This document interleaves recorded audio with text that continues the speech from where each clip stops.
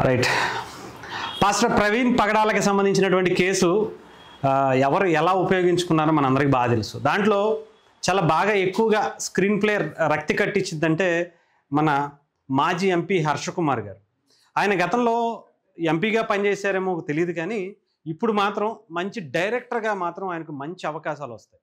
గతంలో ఒక దృశ్యం సినిమాని ఎంత ఇంట్రెస్ట్గా క్రియేట్ చేసి దాంట్లో ఆ సినిమాని హిట్ అవ్వడంలో ఆ డైరెక్టర్ లేదా రైటర్లు ఎంత బాగా చేశారో, అదే తరహాలో మన ఎంపీ హర్షకుమార్ గారు, మాజీ ఎంపీ హర్షకుమార్ గారు, ఆయన కూడా చాలా బలమైనటువంటి స్క్రీన్ ప్లేతో పాస్టర్ ప్రవీణ్ పగడాలకి సంబంధించినటువంటి దాన్ని అదే విధంగా రక్తి కట్టించడం కోసం ఆయన ఎంత కృషి చేశారన్న ఒకసారి మీకు చూపించే ప్రయత్నం చేస్తారు.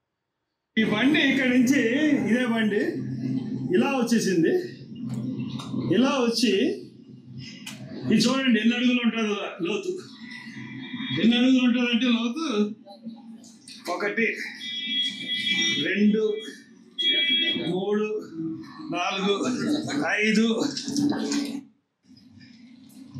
రాళ్ళు ఇక్కడ ఉన్నాయి. బండి ఇక్కడ పడిపోయింది, బండి మీద మనిషి పడిపోయింది. బండి ఇలా పడిపోయినప్పుడు ఒకవేళ హెల్మెట్ ఉన్నప్పుడు నెత్తి మీద దెబ్బలు అవునా? అవునండి, పక్క తగులుతుంది. కానీ బండి ఇక్కడ పడిపోతే ఈ నడినెత్తి మీద ఈ ముఖం మీద దెబ్బలు ఎలా తగులుతాయి? పోనీ బండి ఇది మీద పడిపోయింది అనుకుందాం, నెత్తి మీద ఎలా దెబ్బలు తగులుతాయి? ఈ భుజం అవునా? అందరూ చూపించి ఇక్కడ నుంచి వచ్చి రైట్. ఇది ఆయన రచించినటువంటి స్క్రీన్ ప్లే ప్రకారం ఆయన ఇంకొక మాట కూడా అన్నారు, నేను మళ్ళీ అదే బండి వేసుకుని వచ్చి గొయ్యిలో దూకేస్తాను, నాకు ఎంత దెబ్బలు తగులుతాయి అని. ఇప్పుడు చాలామంది వెయిట్ చేస్తుంది ఏంటంటే, మరి ఆయన ఎప్పుడు బండి తీసుకుని హైదరాబాద్ వచ్చి, హైదరాబాద్లో ఆయన ఇంటి దగ్గర నుంచి మొదలయ్యి ఆయన మళ్ళీ ఎల్బీ నగర్లో 2 బీర్ టిన్లు కొనుక్కుని మద్యం ఆయన తాగారా? తాగకపోతే ఆయన దాన్ని ఏమన్నా పూజ చేయడానికి తీసుకుంటారా? కాదు కదా. సో ఆయన ఏం చేశాడు అన్నది పోనీ అక్కడ వదిలేద్దాం, ఇంకో 2-3 చోట్ల కూడా ఎందుకు కొనుక్కుంటారు? ఏమన్నా ఏదో సినిమాలో ఇసుక జల్లటం కోసం వెళ్ళినట్టుగా మందు జల్లటం కోసం తీసుకుంటున్నాడేంటి ఆయన? లేదు కదా. దైవకార్యం ఏమన్నా చేస్తున్నారా? లేదుగా.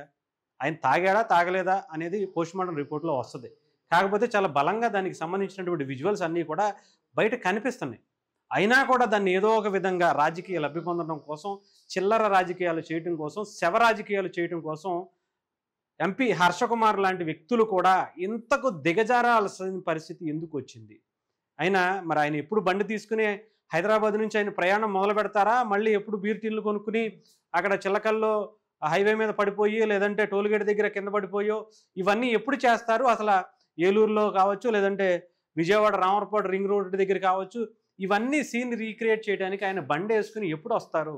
హర్షకుమార్ గారు చాలామంది అడుగుతున్నారు, చాలామంది వెయిట్ చేస్తున్నారు. మీరు చేసేటువంటి ఆ స్క్రీన్ ప్లే ఏదైతే మీరు మొన్న రక్తి కట్టించారో అంతకన్నా అద్భుతంగా ఉంటుందని చెప్పి చాలామంది ఇంట్రెస్ట్గా, కొంతమంది డ్రోన్లతో సహా మీరు వెళ్ళేటువంటి దాన్ని విజువల్స్ తీయడానికి సిద్ధంగా చాలామంది సినిమాటోగ్రాఫర్లు, డైరెక్టర్లు, రైటర్లు అందరూ కూడా వెయిట్ చేస్తున్నారు. మీరు కనుక వస్తే వాళ్ళందరికీ చాలా మంచి ఒక అద్భుతమైనటువంటి సినిమాని కనిపించినటువంటి పరిస్థితి అవుతుంది. సరే, మరి ఎప్పుడు వస్తున్నారు? మీరు నిజంగానే వస్తే మరి ఆ ఇంటి దగ్గర నుంచి మొదలయ్యి ఆ బండి వేసుకొస్తారా, ఇంకొక బండి వేసుకొస్తారా?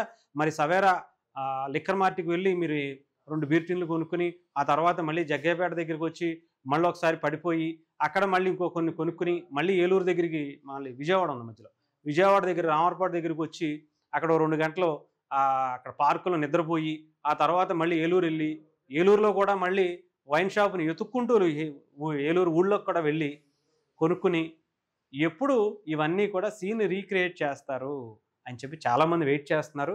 రండి, మరి మీరు వస్తే చాలామందికి ఒక మంచి అద్భుతమైనటువంటి సినిమాని, డైరెక్టర్ని ఈరోజు చాలామంది మిస్ అవుతున్నారు.